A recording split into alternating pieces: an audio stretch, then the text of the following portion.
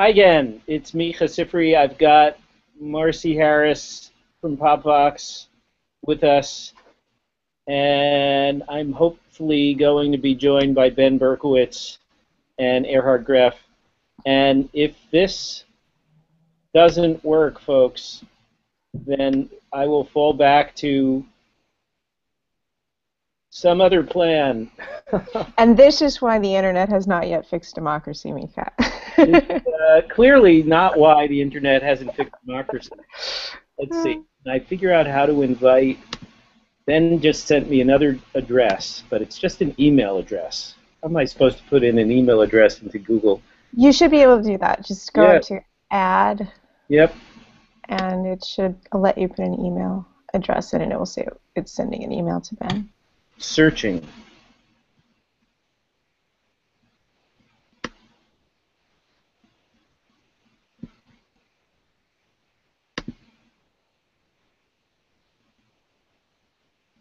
We should invite Anthea just for Hangout support. I don't think this is what Anthea wants to spend her time doing. I don't think that's the best use. Oh my goodness, there he is. Hello. All right. You know what it was. I was using Google Chrome, and Google Chrome is incompatible with Google Hangouts. Come on, I'm using Google Chrome too, and they say you're supposed to use Google Chrome with Google Hangouts. It's a big ruse. It's selectively deployed, so I'm using Firefox. Had to go with the open, fully open technology to actually get in. Okay, and we're having difficulty getting Ben Berkowitz in. So did you use the email address that Ben specified? Yeah, it sort of hung on it. All right, let me try that again. Stop broadcast links. Come on, Google. Let me just add someone. Send an invite. There we go. Maybe it'll work now.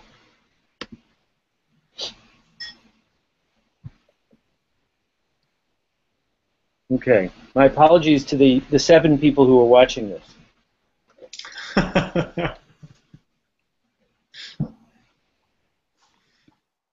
All right. Ben is there.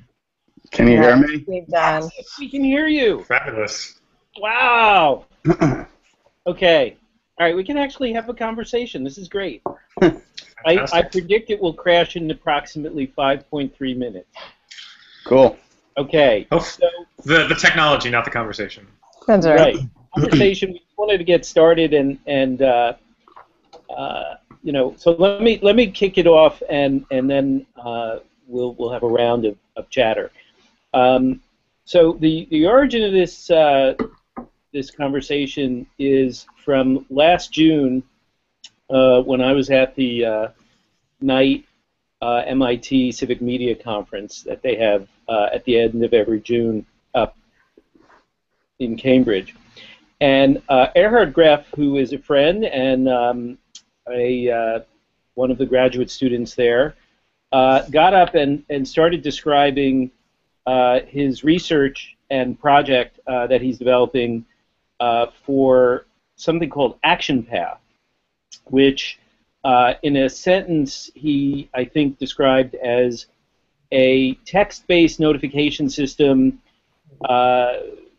that would make it easier for people as they went through their day to receive notifications about relevant civic activity going on around them. So, for example, if you were on your walk to your subway stop or your bus stop and you had this tool running in your phone, it would send you notifications that were strictly relevant to the area right around you. Say there was a zoning proposal to put up a skyscraper, you know, you would get the notification and an invitation to leave a comment, and then if you did that, you would also be automatically subscribed into getting more information as that particular civic activity, whatever it might be, went through further developments.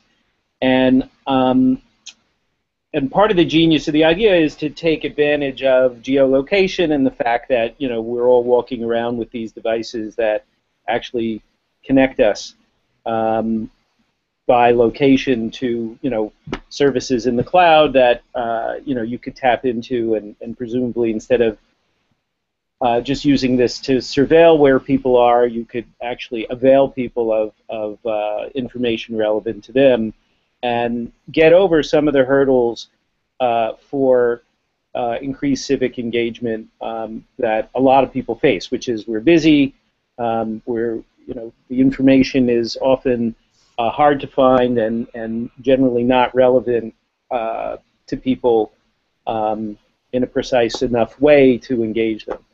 And when I heard about this, I thought, Jesus, this is a really interesting idea, and it falls somewhere in between two other projects that have been underway for a while now, one being C-Click Fix, which Ben Berkowitz, the co-founder, is on with us to talk about, and the other one being Popbox, which Marcy Harris, the CEO of, is also here to talk about. And the reason why I thought it would really be interesting for Erhard for you to sort of describe your idea and then get Marcy and Ben's feedback is arguably what you're doing is really in between what both of them are trying to do. C-Click Fix, at its most basic level, is about making it easy for people when they have a problem that is a pretty low-level daily life kind of problem. They see a pothole, graffiti, a dangerous intersection, and they want to report that to their city. They can do it now through a web-based tool or through a mobile tool. That information flows into the appropriate city agencies, but also stays visible and interactable, if you will, online, and allows for a kind of rich, low-level, ongoing engagement about improving daily life for people in cities. But it doesn't necessarily enable them to deliberate about the big issues. Whereas Popbox is aimed at trying to connect constituents up with their elected officials, primarily now Congress, about the big issues of the day, and how do you do it in a way that is meaningful to people who, again, maybe don't think on a daily basis what bill is moving through Congress today that I should comment on or care about. Erhard, I thought it'd be great if you started and talked a bit more about Action Path, and then we'll invite Marcy and Ben to comment. Sure. Let me just apologize quickly. I shared the wrong link, so I had our designer, William Donnell, who just popped in. So that's William. He's the designer of Popbox, and he'll be joining on Twitter instead. So. Okay. Sorry about that, in case you wondered where it came from. Not a problem. So that was a great intro, Mika. I'm really excited to be on this call because I'm inspired by projects like Popbox and C-Click Fix. I mean, it was in reference to those types of platforms that I'm trying to kind of find where there is an additional need, because my interest is really in promoting civic engagement, but thinking about that quality of civic engagement and how that we can try and design for not just ways to get people engaged with governments in kind of ways that already exist, like the 311 service and lowering the cost of participation there, or the constituent calls on legislation and making it easier for people to call in and voice their opinion on those things. But also have the systems that make those things easier designed also to kind of scaffold learning, what I'm calling civic learning, such that over time, the people that use these tools, they have a greater sense of what they're capable of doing, and the tool kind of grows with them over time, such that they're able to be more and more in the mix on helping to set that political agenda for whatever their community is. And now I'm saying community here because a lot of my focus, especially with Action Path, is on the local. There's a lot of civic technology that's focused at the national level. And I think that stuff's really interesting and important, but it's also, you know, for me, kind of cheating on the sexy, because it's easy to get people a little more invested in the things that are already on ABC, NBC News every night that are being talked about, like the big political issues of the day, legislation that might be passed. Not everybody's paying attention or super engaged with those topics, of course, but there's a lot of the mundane things that are at the local level, the stuff that SeeClickFix, you know, is really strongly connected to, that has a greater potential for people to have a greater effect on what's going on at that level. And so I'm really interested in ways that I can build a technology that kind of starts with that place where there is a good opportunity for people to feel efficacious about what they're doing. And I think that that's most easily done at the local level. And so Action Path is, as you described, it's kind of taking the idea of the 311 app and reversing it a little bit, right? As opposed to it being coming from the citizen to be like, I'm noticing this issue and I'm going to report it to the government. It's saying there is an important issue in this place, and you should know about it and have your voice be heard on that thing. And so it uses the geolocation, what's called geofencing in Android, to say that, you know, like when you walk within the certain limits of this space, we can push something to you that alerts you as to what that issue is and give you that opportunity to weigh in. And I see this happening in very lightweight survey, right? You talked about adding a comment. I think the comment is in addition to, you know, being able to, you know, have your voice heard on a discrete set of choices, kind of lowering that cost to participate as low as possible. And then the real magic isn't in the technology, right? Like, these are things that are pretty simple to do with kind of current smartphone technology. The power really happens where we get those questions. Like, those questions to be connected to the actual governments or organizations that are, you know, what I say is sponsoring those questions, but are making it essentially a commitment to take that feedback that's being entered in as people walk by these places and think about the question at hand and incorporate that into the decision-making process so that the effect is going to happen, right? And then you get that update, as you mentioned, when you follow those issues that you've reported, that you've submitted your contribution to, that something happened, right? This is the way that swung and how your voice was a part of that. And that's the whole idea, is then getting that feedback loop closed to say, you know, my voice was actually heard on this issue. It may not have gone the way I wanted it to, but I know where that went, and I know that the government at least had made a commitment and made good on that commitment. So for me, like, the hardest part of everything with Action Path, and what I think is the hardest part for civic technology in general, is thinking about those social processes that surround the technology, that connect it to the institutional level of politics. Like, we talk a lot about participatory politics. You know, crowdsourcing is all about, like, how do we participate? How is it, you know, kind of our individual contribution that's making a difference to our world. I think that all of those things are really important, and it's a wonderful moment to be in civic technology because we have the technology to do that work, but it needs to connect with those existing systems of governance that exist institutional political layer. I think over time we can change the way that works to make it more participatory, but it starts with these moments where we're kind of creating that layer between the two, where each of them are seen as equal stakeholders in the platform like Action Path, to make sure that we feel efficacious and what we're doing on that small, regular level really has an effect. So that's a great basic description, and I think it would be really fun now if Ben from SeeClickFix, if you would give us your kind of reaction to this.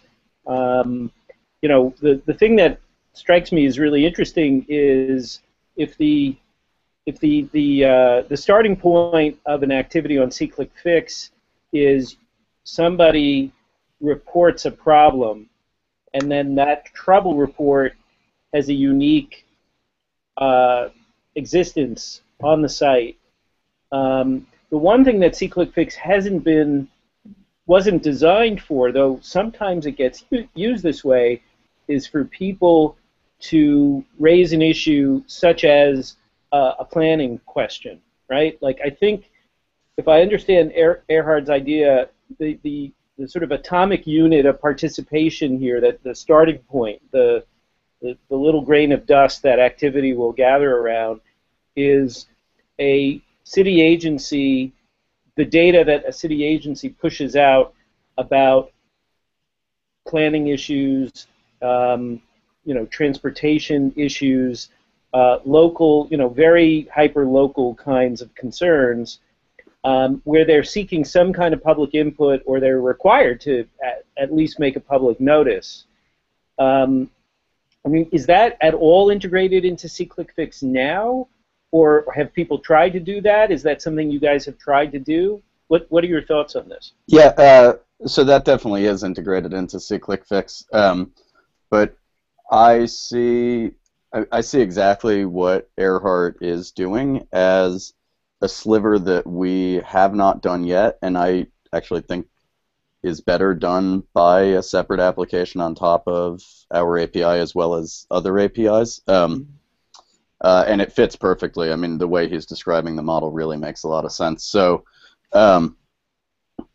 yes, people publicly document things that are broken, such as you described. Yes, governments also have posted requests for feedback on planning that is, point specific. An example would be we've heard your complaints about this dangerous intersection. This is what we're thinking for the redesign. Please give us feedback.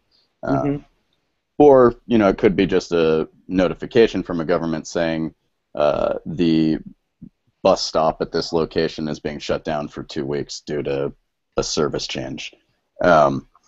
What we do at SeeClickFix when someone comments, votes, or submits an issue is that we create a soft area of interest around that issue and then send alerts to other people who have interacted within that radius as well. And so I have created for myself as a SeeClickFix user my own neighborhood of interest based on all of these little circles where I have interacted and showed interest in the public space. What we haven't yet done, and the part where I think Erhard picks up, and it would be awesome to hook this up as soon as possible for testing, is to turn those points of interest into geofences, in the sense that they already are geofences, but the way Erhard is talking about it, it's a geofence that is sending a push notification to your device, be it text message or the little bubbles that you see on Android or iOS, so that in real time, as you're walking by, if you're willing to put that battery drain on your phone for civic good, and that stuff has gotten better, you could be asked to do something as simple as, hey, can you see if this issue has been resolved, right? Maybe there's an outstanding issue. That could be a simple task that you could, like, very low-hanging fruit. You're playing citizen inspector. That's great. But you could also imagine some of the edge cases that you've talked about it with SeeClickFix, and I've talked about at PDF, such as a neighbor in need of help during a snow event. And so people post those kind of things on SeeClickFix. You can imagine Erhard's out walking around with his snow shovel, and as he walks into a zone where there is a disabled individual who needs assistance at their home, they could get a push notification like that. I think that's a phenomenally complementary service. It's been on our roadmap for a while, and this is why we have an open API, so that folks at MIT can check things off the roadmap. Mika, I have a question. Am I allowed to use a swear word on this Google Hangout, or is this the same rules that apply to PDF? It's in the concept of a brand name. No, we're grown-ups here. Go ahead. Oh, yes, awesome. Okay, so when we first started thinking about real-time geofencing, or geofencing for real-time notifications, we abstracted it a bit outside of SeeClickFix, and we were trying to solve, we did this just in a quick 4-hour period, we were trying to solve the problem of people who walk into intersections while looking at their phone. So we queried the Google Maps API for lat longs on intersections, and create a little app that only was thrown out via test flight called Look Up Asshole. And it was designed to send you a push notification to tell you to look up when you were getting within that geofence of an intersection. Fun and probably impractical application, maybe not, but that would work in New York, whether or not you were in a intersection. Right. People on sidewalks need that thing. Right. Just when another human walks by them. Yeah. Let's make it. Right. Exactly. We could run lots of ads alongside it, make lots and lots of money. Well, they could be tied to the ads that are already located on the street corners, right? So you actually look up and then see the physical ad or storefront or whatever right there. They're the sponsors. Right. Well, actually, maybe, Erhard, you should be calling Action Path Look Up Asshole. They're going to build a skyscraper here. I'll have to put that in Marcy, I want to pull you in. First of all, you are obviously at the sort of other end of the spectrum in terms of the kind of civic engagement that Popbox is focused on, and you've had some real success in involving the people who I suppose you might think of as the already very civically minded, the type of person who would want their opinion to be known to their member of Congress. They're probably not your average Joe or Jane citizen.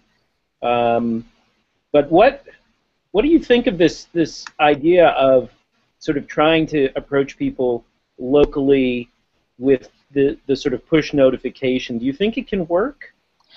And can it get enough of a head of steam for people, to begin to rely on it?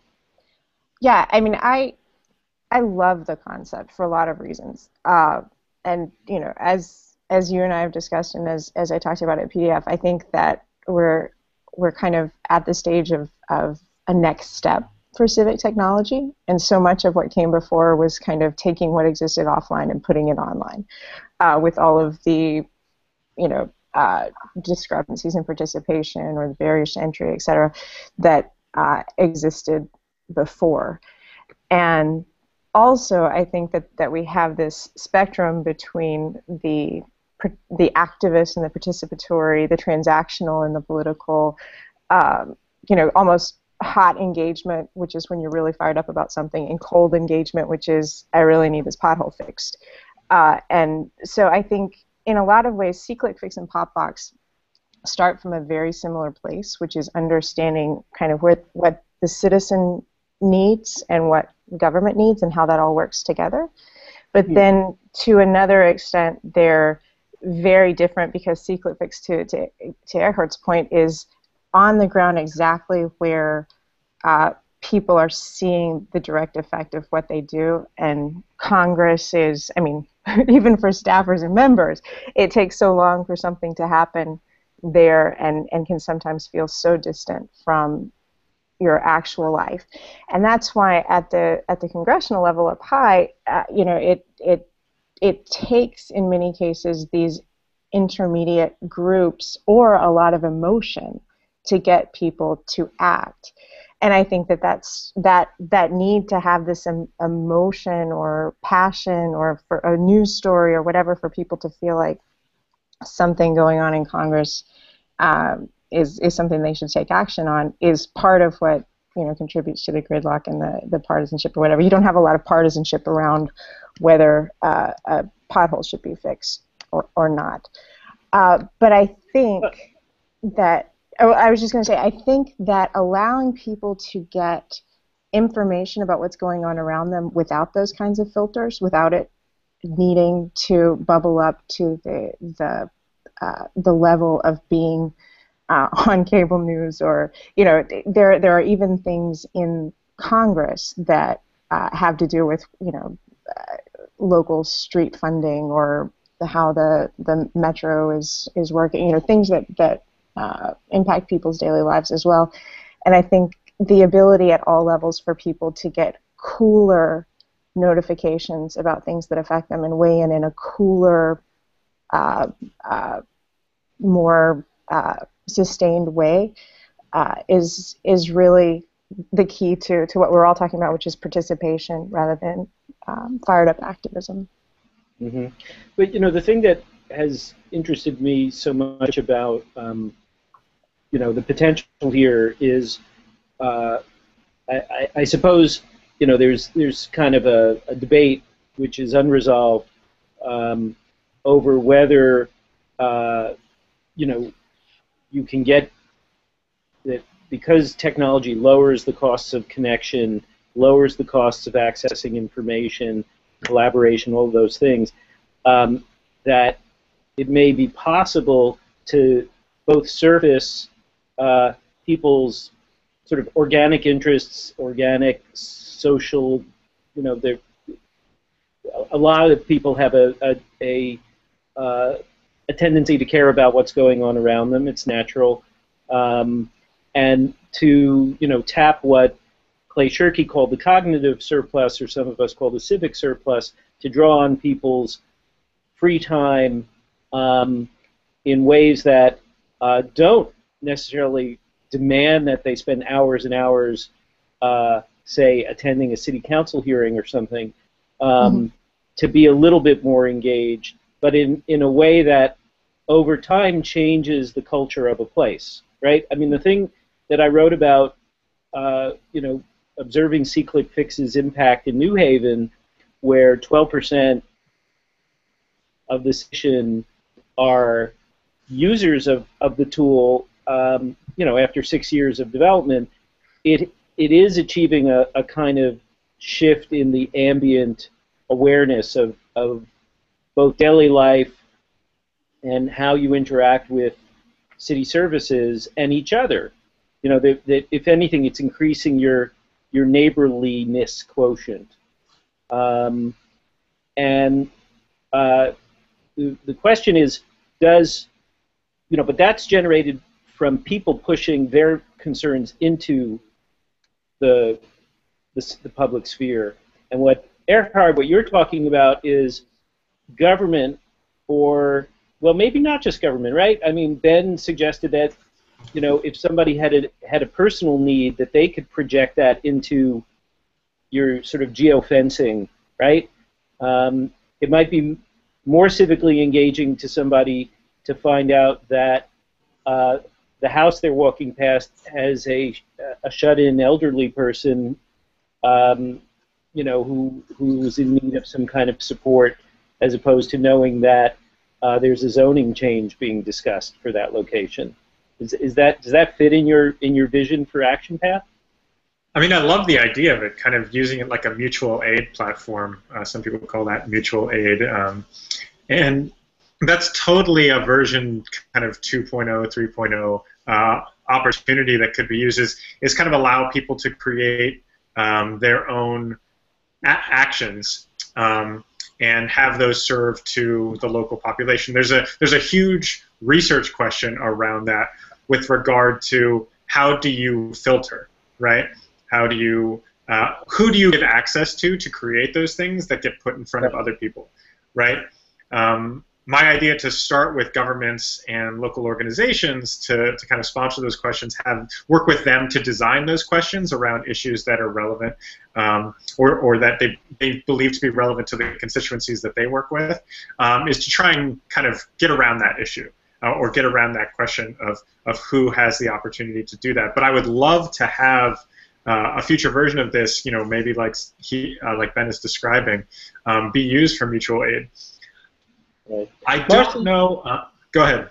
Yeah, I was just going to say, in the same frame, I mean, PopFox is designed to some degree to help members of Congress actually have a more structured, useful kind of input from their constituents, right?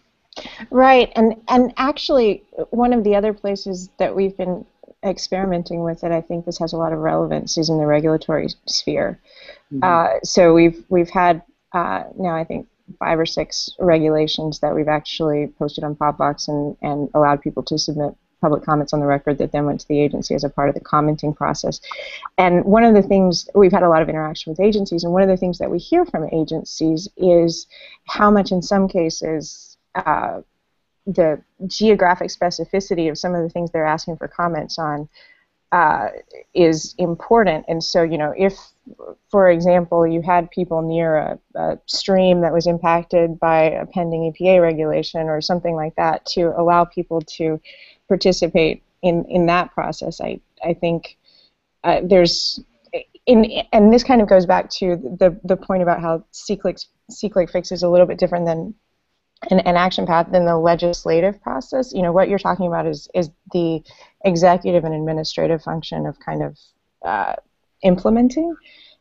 So I think that there's really an interesting opportunity, especially with the geographic specificity, to have people weigh in on those processes. Just that one example alone, I can think of great intersection with C-Click Fix. Obviously there's people that are documenting illegal dumping and runoff and everything else. But I wrote a blog post a few months ago about a user in Greensboro who had tracked, had identified this milky substance in the river near his house, and then spent all this time tracking it back to the source. Mm-hmm. Someone like that would clearly be, you'd want to level them up to understand the legislation that was coming to town that might affect that same body of water. Yeah. It's a huge opportunity there. Marcy, is there a plan for PopVox to go local? Well, some of it is kind of picking your focus and working with others that are doing great things in those areas. So I think, it's something that we've discussed. It's not on the near-term roadmap, and I think that probably there are opportunities to work with partners that are kind of already there and make everything interoperable. That was one of the reasons I was so excited that you kicked off this discussion, because I think in a lot of ways, except for the fact that so many people in the civic space know each other and we get together at PDF and other places, I think it's really important and valuable to the space and the fact that there's limited funding in this space to create these opportunities for the various projects to kind of fit together like puzzle pieces. So to the extent that somebody could use their PopVox login to weigh in on local legislation, perhaps, or local city council issues, perhaps something that MindMixer is hosting, or tie in with the reports that they're making on C-Click Fix and now potentially the action path. I think that there's really an opportunity for all of us in the civic space to work together. Because the phrase about boiling the ocean could not be more apt than to this particular area that we all work in. And I also have a hunch that the 400,000 active users that you have on PopVox and the 500,000 or whatever the number is on C-Click Fix, that there's a certain breed of person who is probably a little more civically engaged. Obviously, we know class, education level, etc., are big factors in this too, and this isn't just to privilege the already privileged, but if the idea is to figure out what engages people who are maybe a little bit more the low-hanging fruit, who would participate using these tools, I think there's a lot of wisdom, Marcy, in your idea of trying to find ways to collaborate more. We've got a little bit over 10 minutes, and I wanted to get into this design question, though, for Erhard's sake. Are there design choices you would or wouldn't make? Ben, I want to go to you first on this. What Erhard seems to be describing is primarily a mobile app. Yep. And something that's going to push notifications at you, and then a polling kind of system so that the user, at least at first, doesn't have to do that much. Is that fair, Erhard? Is that a... Yeah, that's absolutely fair. The idea is to lower that cost of participation as far as possible, to the point that they don't even have to be actively thinking about the issue, right? It actually brings the issue up to you as you walk by a place that's touched by it. Right. And so hopefully, instead of staring at your phone, reading your Facebook page, you're reading your action path, or it's even just interrupting you. right? Mm-hmm. Okay. So Ben, is there anything, in terms of just how you would design around this idea? Any advice you would give Erhard? Yeah, absolutely. I would build the sliver that would be the IFTT for geofencing. And that sliver actually needs to be built, whether you constrain that to Civic. I mean, that's awesome if you do.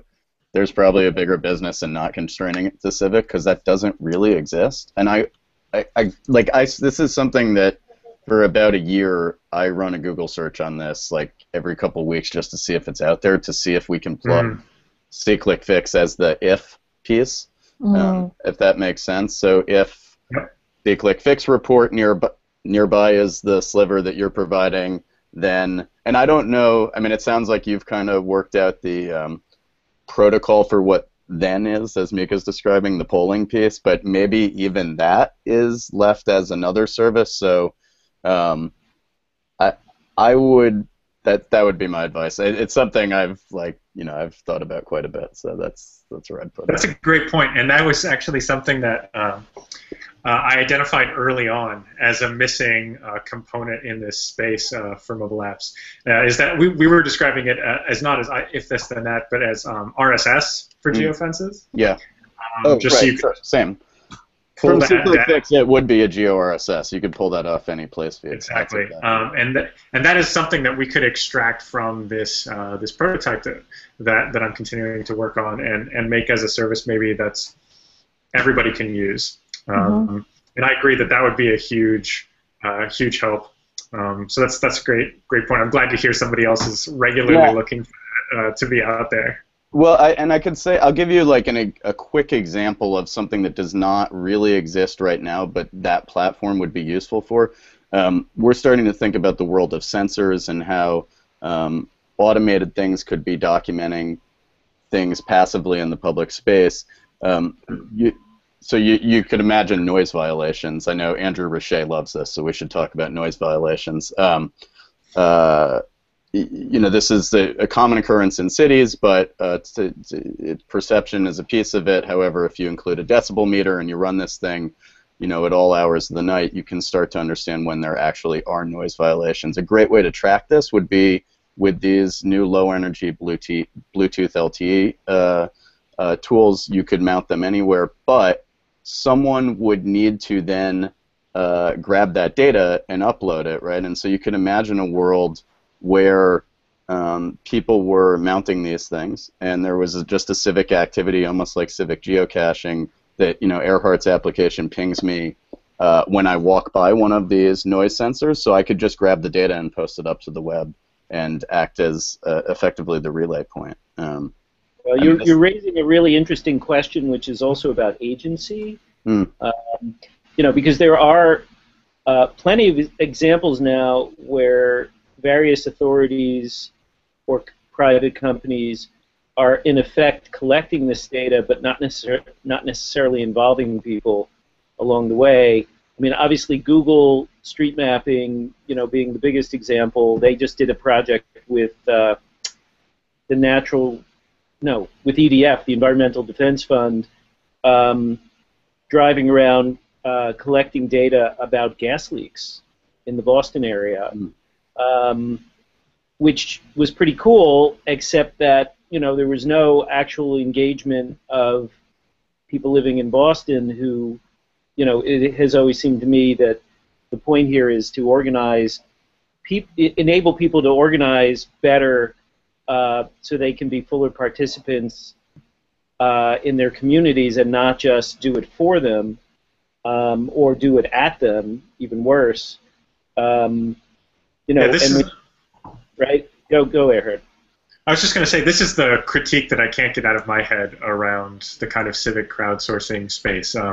In Peter Levine's new book, We Are the Ones That We've Been Looking For, he points out crowdsourcing as this great opportunity for technology-powered civic engagement, but says that the one problem with it is the implementation is usually directed at citizens based on some institutional group deciding what should be crowdsourced. Like, what do we need input on?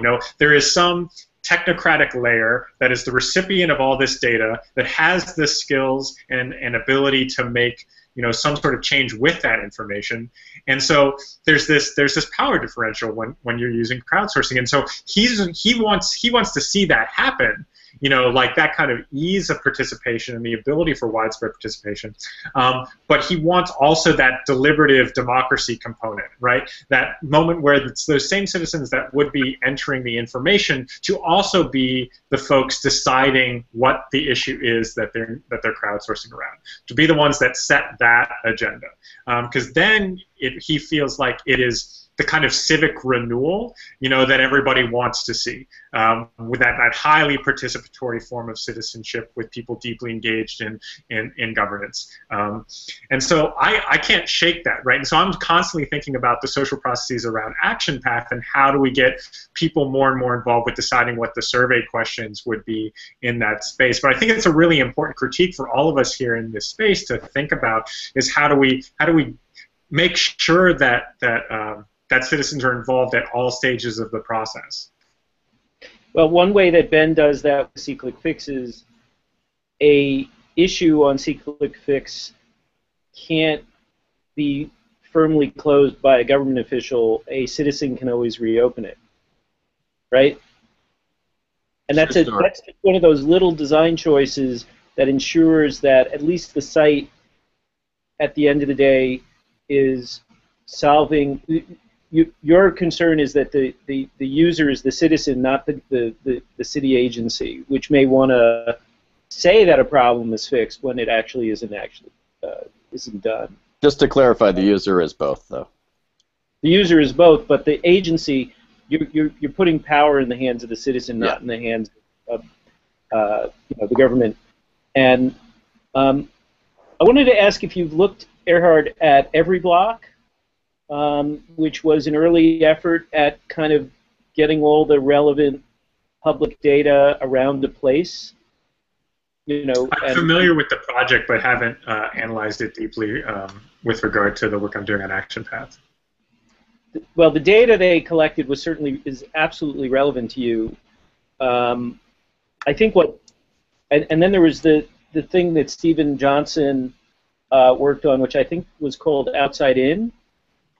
And what I thought was so interesting about Outside In, it was like Every Block, his argument was that most of us don't really care about the Little League field a mile away from our house. We care about the one that's 2 blocks away, right? So it's the hyper-local information that you want to get about your neighborhood. But the thing that was most interesting to me about Outside In is it included a way for people to join email lists about their location. And Tom Steinberg at My Society has described this project, which they never really got off the ground, called Groups Near You, which also was an attempt to make it easy for people to, just through signing up on email lists, find the other local folks near them. And I still feel like this is the holy grail of online civic engagement that no one has quite cracked, which is how do you get the other people near you? How do you get together in a way that works for you, right? That doesn't feel creepy, that feels natural, that helps you solve problems or be aware of things that are going on near you. Meetup is probably the closest. It's just not location contextual alone. Say that again? Meetup is probably the closest. It's just that the constraints are not solely location-based, right? So, but I do think it achieves a lot of that. But I believe that I fully agree that what you're describing needs to be built. One outlier, I'm sure folks are thinking of Nextdoor as a possibility there. They certainly have tackled the problem for a type of community. And that's a community where what the government says is the boundary, and what you should be interested in is actually what the community is interested in, where the political geofence is aligned with the personal geo interests. I don't believe in that kind of community. I don't think it's constructive or useful, but they do certainly exist. But I don't live in a cul-de-sac in the suburbs either, so I think that does work for some people. But there is, I agree, there's something that could break those. Somehow circles around what you're interested in seem to break. This is back to the design choices. They seem to break the conventional wisdom of electoral boundaries and other things that define our neighborhoods, so that unlikely interests can, rub elbows and beautiful things can happen via the serendipity of the internet. Well, yeah, I mean, it reminds me a lot of, the kind of recommendation systems that a lot of, news sites have, but of course are really powering things like Google search now and Facebook, etc., which bring up this huge ethical issue, which has two sides. One is the privacy side, right? But the other side is how well it actually represents your interests, right? Right? And so if we're thinking about this kind of big data analysis, can we sort people into groups and make political and civic issues relevant through that means? You're actually, you're actually going down a path where you may be missing most of the people that will end up caring about things. There's this gap of information and interest that isn't obvious to get across, and so I think there's a lot of design work that needs to be done to think about that problem. Well, and I also think it's really interesting. The first iteration of so many of these programs kind of did have the filter bubble hazard. And I think that geography is actually an interesting way to eliminate at least some of the ideological silos, and I think that there's some opportunities, especially as we're all aware going forward, about how we can both personalize but not silo ideologically. Marcy, on Popbox, just to go to I want to get your thoughts on design also for Erhard. Do people, obviously you want to group people rationally around their formal representatives, right, geographically, but you do enable people to affiliate or be aware of other people who are concerned about the same bill or the same issue, right? We don't necessarily now. This will be a lot of what's coming, and so there's a geographic component around the political districts, just because that is important to be able to kind of leverage the innate qualities of representative democracy to influence your representative, but then also allowing people to follow organizations that they trust, or even organizations that they want to keep an eye on, right. and individuals that they trust, or individuals that they disagree with, and so going forward, we're really sensitive to this ability for people to interact with each other, but again, not to silo. Right. Well, or let's be fair here. Silo, one person's silo is another person's serendipitous interest group, right? It is, but we it's funny. We've heard from so many people who are interested in seeing the other point of view. We had just a quick anecdote. When we first started the site, we had this appreciate feature that would allow you to kind of +1 comments that you liked, or that you appreciated. So that there's that question of, is appreciate different from like? And we had so much concern and kind of back and forth among the team of, well, are people going to be gaming this? Are people going to try to vote up stupid comments from the side they don't agree with? And how is this going to affect what gets elevated? So we initially set it up so that you could only appreciate comments that corresponded to the position you'd taken on a particular bill.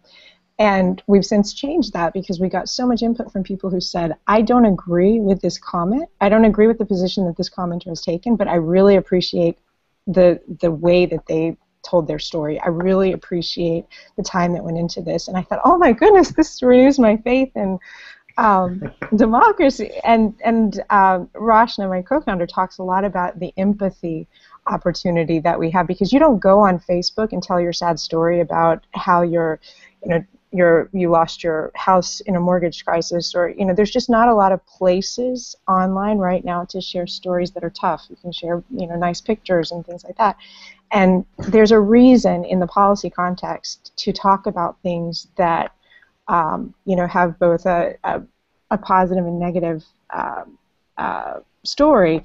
And there's also an opportunity for people to empathize with the stories that are being shared in a way that you don't over talking points or sound bites about policies. So we hope that going forward and in the future we can provide more opportunities for that. Great, great.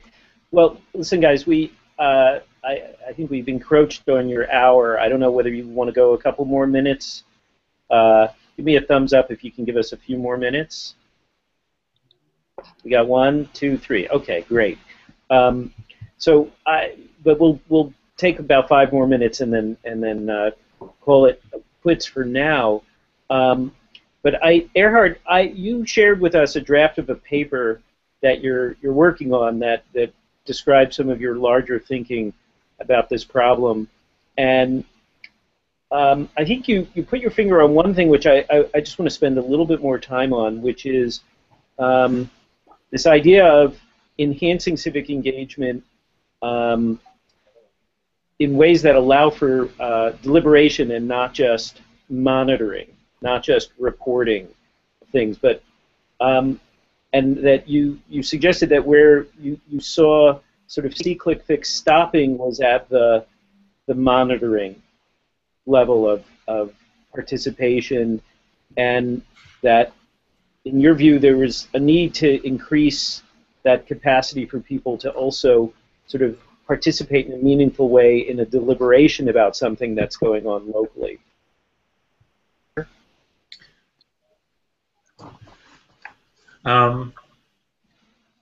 I think that the deliberative aspect is really important. I'm not sure that I'm solving that problem with what I'm doing with Action Path very well, I'll be honest. I think that there's a whole component that still looks toward the high bandwidth of face-to-face interactions, where that's done well, and we still haven't found a place online where I think that works as well as we want it to.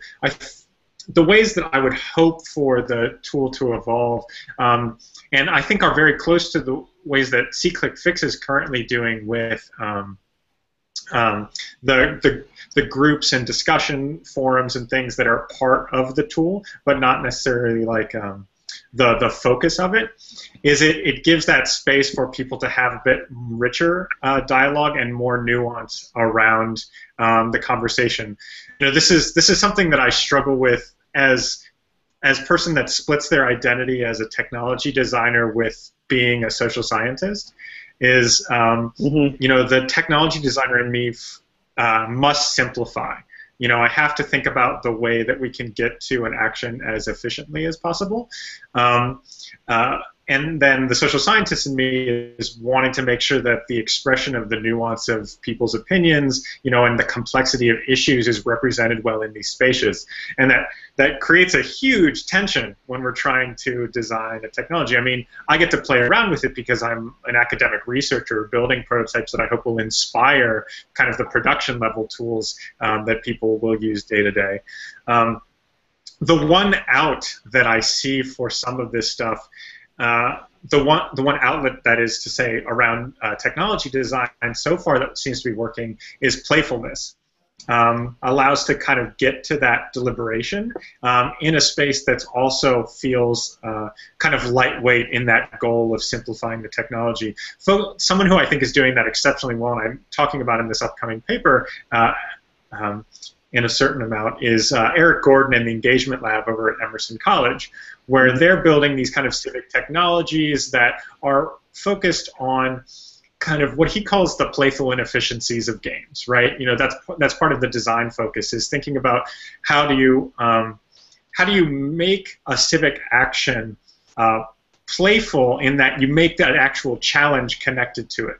And trying to make this not gamified, like the challenge is to earn points, but the challenge is actually, it's a little bit harder to do the thing, but doing that thing then is intrinsically valuable to you. And you spend a little bit more time with it, you think a little bit more deeply about it, and the nice thing is, it opens up an opportunity for young people as well as adults to be participating in that technology and participating in the issues that could be put forward in kind of a gameful or playful space. So I'm trying to think about the ways that we could do that with a tool like Action Path or similar tools. I've been thinking a lot about geocaching and the idea of like the game of geocaching being something that you're trying to collect these different tools, and there's nothing really valuable there to collect, right? It's the pleasure of finding the thing, engaging with it, and then reporting that out to a community of people that are also interested in finding these things, engaging with them. And I think that we could make a Civic version of that, right? I think that there's an opportunity that if we take these geofenced issues and we connect them to a community of people that's interested in finding these things across them, and being part of a community that is really playing with these topics and learning through that playing process. I mean, the secret agenda of all of this, and I kind of referenced it early on, is really to think about how do we make these tools into learning tools. How do we think about ways that actually get us to the point that we're reflecting on the world around us. And reflecting on issues that affect us, and trying not to make it too much like the chocolate-covered broccoli approach of getting to the good stuff, enticing you with games and play and points, but actually making that process just more fun in general. And I'm hoping that the first big deployments of Action Path will find that comes out in the conversations and narratives of people using the tool, that they feel like maybe they're not deliberating directly with other people, but that they're having kind of a discussion with their places, right? A discussion with space where they're learning about their city in new ways, seeing their city in new ways, and through that having a richer experience, both civically and hopefully just in their everyday life as they're walking down the street. So that's how I would respond to those issues around deliberation and design. Great. Ben, you wanted to jump in with a comment. I want to apologize to people who've been watching and making comments on the thread that I've not been a good moderator in pulling in, but Ben is going to do a little bit of that now. Go, Ben. Sure. So Noel Hidalgo of New York City, everything Civic, I think that's an appropriate bio, has been commenting on the channel, and he's pointing out that to him, and I think to a lot of people, participatory budgeting is kind of the holy grail of the civic internet, but it really hasn't been achieved yet, and I think this dovetails well with the conversation about deliberation. I feel personally, and I've thought about this quite a bit as well, because as we were growing up Civic, there were a number of applications that were trying to handle deliberation in various forms. All of them got at some type of Wikipedia for a particular subject, be it budgeting or the speech for a speech for the president, or some kind of public policy. I think that's a very challenging problem. I think that there probably is some sliver that just figures out how to get people to work together the best. Wikipedia, I think, is our best example of it so far, but even that gets federal employees blocked from using it because they're so righteous in their opinions that there's only one right answer. That's not really deliberation in the end. It's an aggregate of two different people's. I don't know. I don't understand how to get there well enough. I do think that no one's really solving that well. Maybe I wouldn't say that's specifically a civic internet problem, though. I think that's still an internet problem in general. And if we can hack that, we could probably take on things that are really important, like potentially participatory budgeting, if that's something you believe in. Yeah, though participatory budgeting, I agree, it's the holy grail, but there what you would need is a willingness on the part of people with budget power to open up a lot more the process. I mean, they are now, I've done some work with the participatory budgeting foundation folks. They're great, but the elected officials control most of the information. It's not like PvP can organize the participants to be ongoing participants in civic life more generally. The member of the city council who's putting up the money to allow people to deliberate on still wants to control a lot more of that process. There are very, very few elected officials who think of involving the public in these kinds of open, fluid ways as an asset rather than a liability. And until that shifts, we're going to be sort of nipping around the edges of this.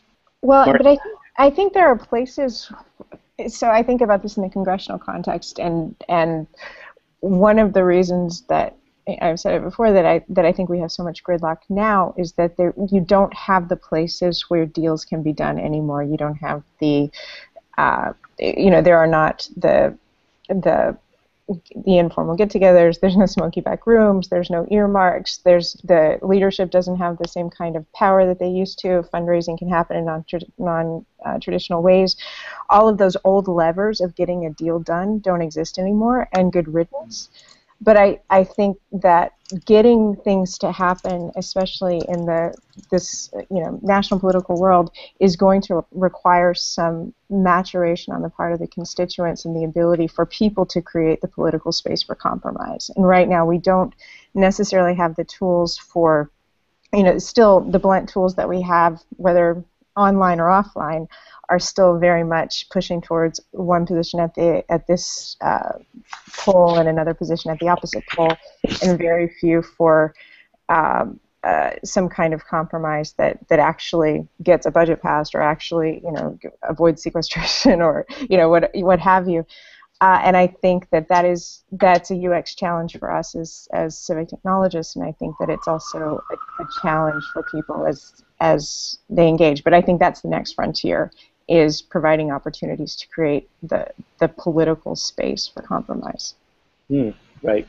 Well, that's the theory of the deliberation approach, which is when you get people talking with each other and listening in a structured way, you often will tend to find compromise or ways to work. And I think that then creates the space for elected officials who are not the most courageous to enter. It's like the people have to create that space for elected officials to then be able to go and feel comfortable compromising. Yep. Listen, guys, this has been great. I apologize for the technical problems at the beginning, and thank you for bearing with us.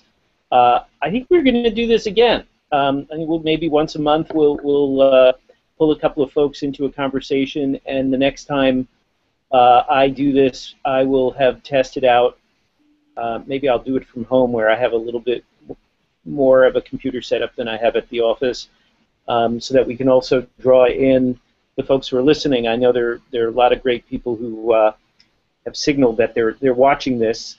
The video will go up on YouTube, and I'll put up a blog post summarizing the conversation. Erhard, good luck. It sounds really exciting. I have a feeling that you and Ben at ClickFix are going to hatch something. So, in the spirit of if this, then that, if and when that happens, will you keep us informed? Of course. All right, guys. Thank you so much. Thanks, you guys. Great day. Thank you. Bye-bye. Bye-bye.